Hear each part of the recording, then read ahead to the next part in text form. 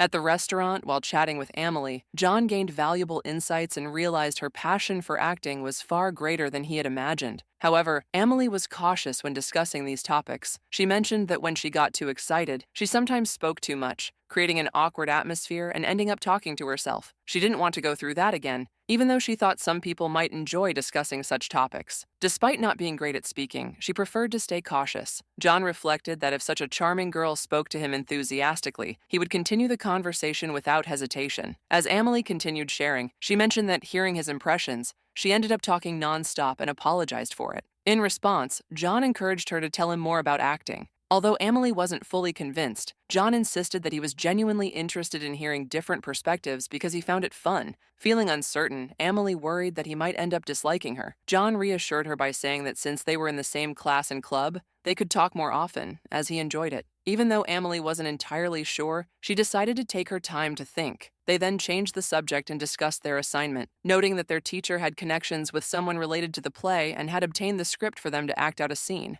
Emily suggested they perform it over the weekend in the school auditorium, as it was usually empty then. They agreed to meet on Saturday, and Emily was excited since they didn't yet know which scene they would be performing. Later that day, John was lying in bed doing nothing when he received a call from his Nuna Emmy. Excited, he answered, and she wanted to know if he missed her, a feeling he genuinely had. The reason for her call was that Emmy was having trouble with her computer. When John asked what was wrong, Emmy wasn't sure. She invited him to her house to fix it, which surprised him. He only needed to shower before heading over. Later, feeling nervous, John climbed the stairs to Emmy's apartment. He rang the doorbell and she greeted him warmly. John brought a small gift as a token of his visit, and they left the door slightly ajar, just in case. Observing Emmy's room, John noticed how tidy it was, reflecting her organized nature. He was impressed by the place where his beloved Nuna lived. When he asked about the computer, Emmy, while fetching something to drink, unintentionally made John blush by her teasing. Emmy invited him to sit on the bed, arguing they should take a break before working, as the bed was incredibly soft. They both relaxed, testing different positions on the incredibly plush mattress. John felt sleepy, but seeing Emmy's intent gaze, he realized she had other plans. As expected, they started kissing. Emmy thought John had planned everything, but he pointed out that she was the one who called him over. Meanwhile, Emma was watching funny videos downstairs when she heard noises coming from upstairs.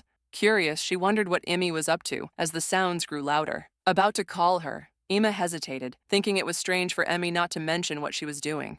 However, after hearing a few more sounds, Emma recognized what was happening, feeling a sense of déjà vu. Returning to John and Emmy, they continued with their prayers, and after they finished, John worked on fixing the computer. It turned out Emmy had fallen victim to deceptive ads. John saved a backup on a USB drive and went to put it in one of the drawers, only to find some adult items inside, something he didn't want Emmy to see, as it embarrassed him. Trying to excuse herself, Emmy explained that a friend had recommended some of the items, and she was curious. She wanted to play with John, who hesitated but eventually played along. John and Emmy also tried on some new Barbie dresses, and then played house while rearranging the furniture. Emma overheard everything, as they had been at it for a while. Convinced that John was the person with Emmy, she recalled that he had also been with Hannah not long ago. Determined to confirm her suspicions, Emma rushed upstairs. Upon reaching the floor, she noticed the door was ajar, which seemed careless. Taking advantage of the situation, Emma peeked inside and confirmed they were indeed playing house. This embarrassed Emma,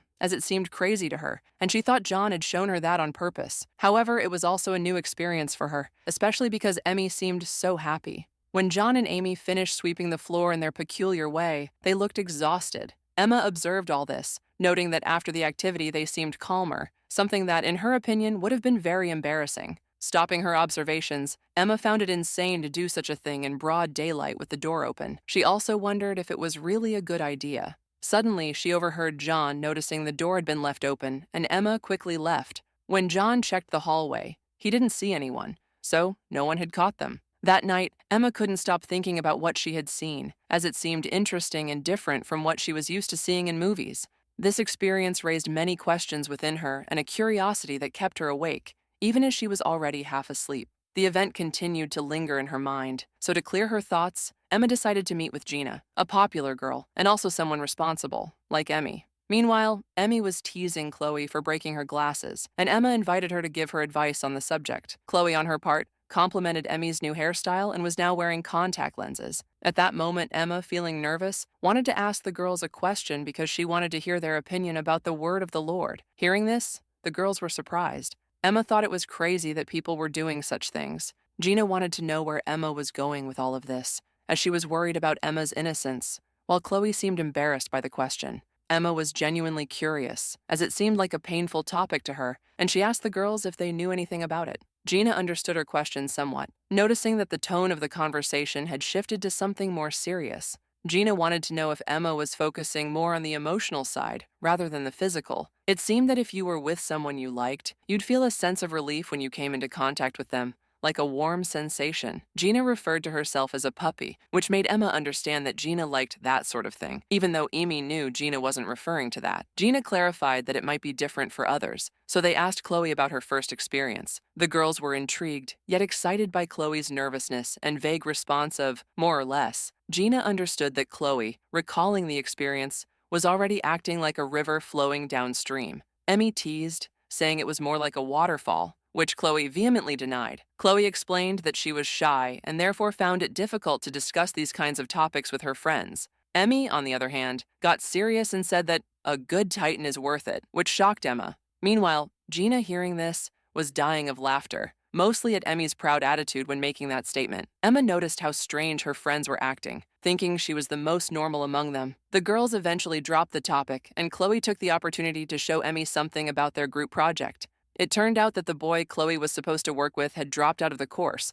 which Emmy found funny, but Emma found curious, as she had only seen such things in internet stories. Gina felt the same way as Emmy, but to sort things out, Chloe decided to send an email to the teacher, as failing to do so might ruin her grade. At that moment, they received a message from the club, where Hannah informed them that the main actors for the next play would be John and Amelie. However, more details would be discussed in the next meeting. Chloe suspected that Hannah wanted to do something else to Amelie, as she knew her true intentions from the previous play. Chloe had confronted Hannah about the sudden script changes and wanted to know her reasons. It was strange that everyone else was praising Hannah for what she had done, but Hannah had only told Chloe she was annoying. Chloe felt this wasn't a clear response, but Hannah had no intention of giving explanations, which seemed to be creating tension among the girls, with Gina trying to mediate and calm things down. That same afternoon, Chloe was thinking about what to do. Gina suggested that she should stop picking fights with Han and give Amelie some peace since she might be a little shaken. Chloe wasn't sure, but Gina believed that, due to Amelie's personality, doing something would make her even more uncomfortable. Because of this, Chloe decided to give up for now and play along with Han, so she would only talk to Amelie and mediate the entire situation as her superior. Chloe kept insisting on what they should do in such cases, and Gina could only tell her to try to relax so they could talk to Han later. Gina had a hunch that Han was tough on the outside, but knew deep down that the things she did were wrong. She pointed this out to Chloe, hoping she would understand. They changed the subject to the girls' personalities to ease the tension a bit, but when they returned to the present, Chloe didn't know what Han was thinking. However, Annie knew that Han often praised Amelie as an exemplary actress, always complimenting her on how good she was. This seemed strange to Gina, as it could indicate a breaking point in their relationship. Emma agreed and thought that Amelie and Han didn't get along well since the beginning. This interested Gina, as she thought Emma might be suggesting they distance themselves from Amelie because of Han. When Chloe asked Emma directly, she admitted it and apologized for it. Despite everything, both girls had been getting along well lately, so they decided to let it go. That's why Chloe had to go do her homework now. When the girls left, they said goodbye, and Emmy also left for a job. Emma felt that the earlier conversation had only heightened her curiosity about the story of the two girls, but before Emmy left, she wanted to ask the redhead a question. However, standing next to her, she chose to remain silent. Amy thought Emma was worried about Amelie and Han, and although Emma was curious, she said nothing about it. However, Emmy brought the topic back up by asking Emma if she was seeing a boy since she seemed so happy. Emma denied being in a relationship, although she admitted she was seeing a boy she found cute. Amy believed Emma was also interested in someone since she knew a person. This intrigued Emmy, but Emma clarified it was nothing unusual, and that she wasn't as crazy as her. Emmy found Emma's interest in so many questions suspicious, but in reality, Emma was curious if a Titan could fit into a wall. Amy told her that at least the colossal one she found could because she liked those kinds of things and also loved its cute face. Emma felt angry because Emmy was madly in love with the devil John, receiving a playful hit from her as she was very embarrassed and decided to leave. Because of that, Emmy told Emma to take it easy, though she thought it was her fault. Afterward, Emma was still left with many doubts about the Lord's Prayer. John, upon seeing Han's message, thought it was a mistake, but when he tried to contact her, she only wrote the same thing. He was nervous about such an important role, but luckily, Emily arrived at that moment, looking very beautiful, by the way. Both of them memorized some of the script but needed to practice together, which made John nervous. Thanks to Emily's help, she supported John so he could play his part more naturally, since he didn't have much acting experience. However, Emily didn't really know how to improve her weaknesses since theory came very quickly to her. John tried not to be a burden to her. At that moment, Emily apologized for John being chosen as the main character, saying it was her fault. She was supposed to be on the lighting team, but Han insisted, and Emily ended up accepting on the condition that Jeon would be with her. However, she hadn't expected the play to come so quickly, so she apologized for what she had done. Even so, Jeon understood everything that was happening and considered it an opportunity. But first, he wanted to do the assignment, which excited Emily, even though she wanted to cry inside from nervousness. They practiced a little for their task. Once they were prepared, they decided to record it, starting with the first page. The point was to hug and then kiss her, which of course embarrassed them both. Because of this, they played with the camera angle, tilting their heads slightly so they wouldn't actually touch. However, when he hugged her, Jeon noticed she had a great figure and smelled really nice, feeling the immense power of Emily. He was lost, which caused the Titan to appear, something the girl noticed. Johan apologized for what was happening, but before Emily could say anything, Emma arrived, yelling that she had left something in the auditorium. This startled Emily, who decided to postpone everything until the following week. To make matters worse, Emma didn't know what those two were doing there, but it was too late for Emily to turn back. John's reputation took a significant hit. Emma believed that Jeon wasn't satisfied with anything. Of course, Jeon didn't want Emma to get close because he was hiding the otter, but his demeanor changed when he saw Emma.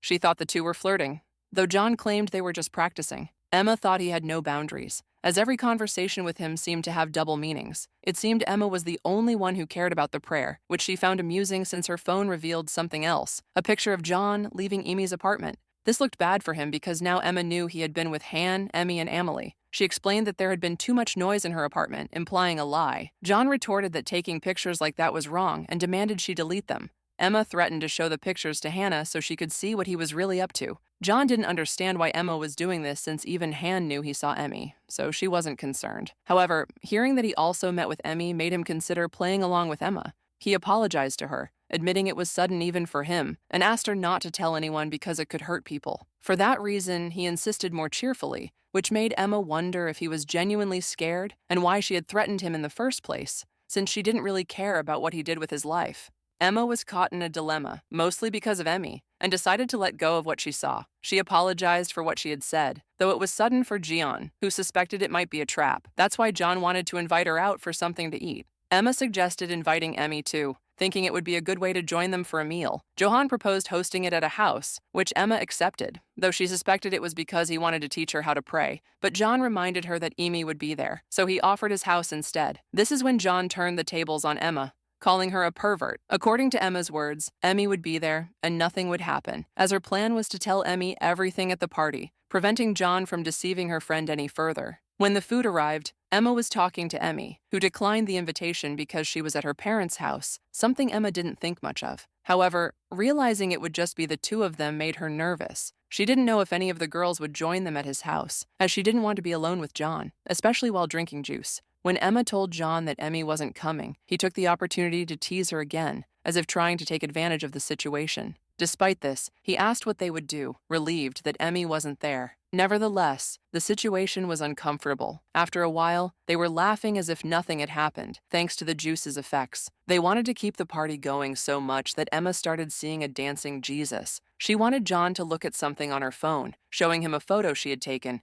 demanding he delete it because it was wrong of her to take it. She expected praise for deleting it, and John gave it to her. However, now that Emma was getting sleepy, she couldn't help but feel a bit strange seeing Jeon. Remembering what she saw with Emmy, Emma's curiosity led her to want to ask Leon something, though it was more of a statement. She had seen them playing house in his room. Leon was shocked to hear this, even though he denied it. She knew what she had seen, but wanted to hear him admit it. She told him he had done a good job, but became even more curious, asking what it felt like, even hitting him in her eagerness to know more. John had an idea of why she was asking, but thought it was just the effects of the juice. Emma confessed that she was still pure of heart and found the situation strange, thinking it might be a problem for him. John tried to calm her, saying it was normal for people their age, which cheered Emma up, though she still felt odd. She asked him seriously how it was, and though he said it was good, she wanted more details. Of course, the juice's effects made her more aggressive, and her curiosity was overwhelming. She insisted that if he told her how it was, she would start calling him Oppa as someone close to her.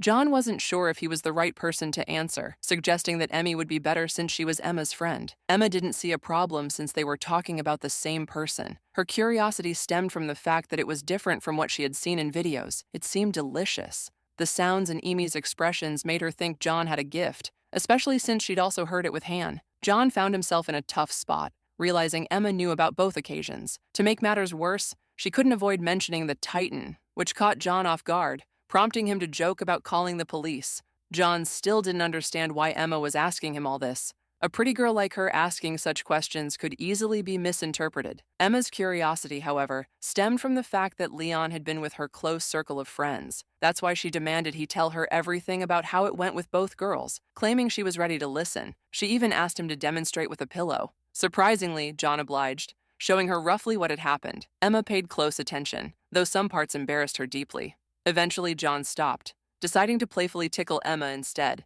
finding the situation more funny than anything. As Emma recovered from her embarrassment, she asked nervously if his pet had woken up. John confirmed, making Emma even more anxious. Seeing her reaction, John wanted to leave, but Emma stopped him, saying she didn't want him to go. She wanted him to teach her more about such things. This put John in a tight spot, unsure of what to do.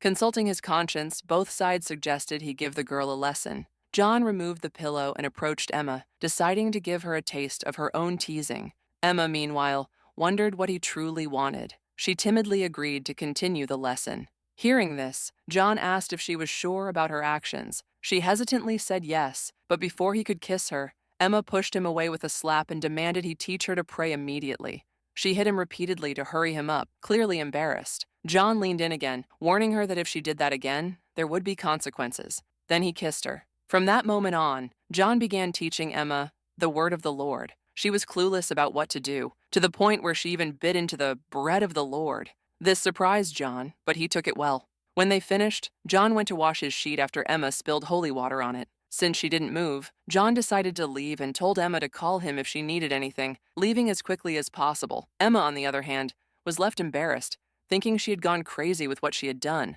Her dizziness subsided halfway through the act, and now she understood how Han and Emmy felt, but she also realized she had taken what belonged to Emmy. She wondered how she could face Emmy now, as the desire to repeat the experience lingered, making her feel like a bad person. Meanwhile, Professor Yelena was with Chloe, addressing the issue of their classmate who had left without saying anything. Not even the teacher knew what to do, as it was a situation she hadn't anticipated. She suggested that if Chloe had any acquaintances on another team, she should ask them to record with her. Although Chloe wasn't sure, it wasn't meant to pressure her, as she could just give her a BI for the review.